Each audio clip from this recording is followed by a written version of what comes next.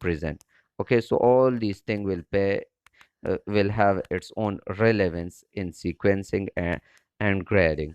For example, beginning, intermediate, advanced, and or etc. or grade 1 to 3, like these. Objectives. Grammar makes the core of the syllabus. Whatever rules are followed, learning language means learning to master the grammar rules of the target language. In addition, it is also expected that students will learn adequate basic vocabulary. So the objective or the focus in syllabus designing is in structural syllabus designing is actually the grammar. They believe that once the student has internalized the structure, the system, the grammar of the language, it means that he has actually internalized the language. That is the belief.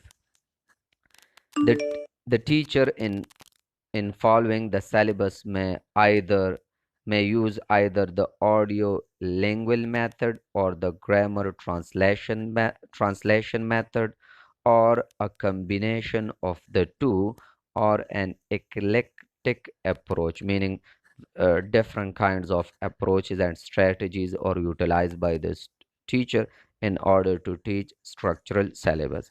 In structural syllabus, there are two most important components. They are the structure and the vocabulary. In other words, the grammar and the vocabulary. Uh, some syllabus designer might focus on the translation also. So this structural syllabus might be taught by a teacher through grammar translation method, through audio lingual method, or any other, or he can utilize a mixture of different methods in order to teach structural syllabus.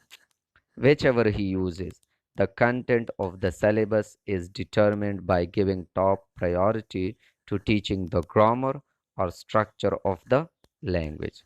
Now, coming to the procedure. In the initial stage of teaching, the linguistic components of the type of performance desired or analyzed. Okay, what linguistic kind of performance is expected of the students? Okay, so in the initial stage, it will be analyzed. Okay, like like in any particular grade, it might be expected that students should come to know about tenses, passive voice, direct, indirect, or letter writing or application writing, and these feature of the language would be analyzed or studied by the syllabus designer. Next, the language is broken down into small grammatical components and presented in a strictly controlled sequence. Okay, it does not present language to students in a chunk form.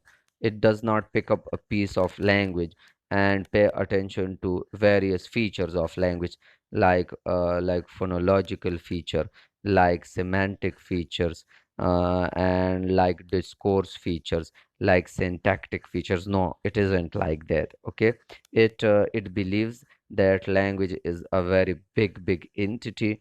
Out of this very big entity, we have to select grammar. Okay, and not the whole grammar at once. Okay, just different. We have to break it down into small chunks, like into present indefinite tense, then into present continuous tense, and like that. Okay, the sequence is arranged in accordance with increasing complexity.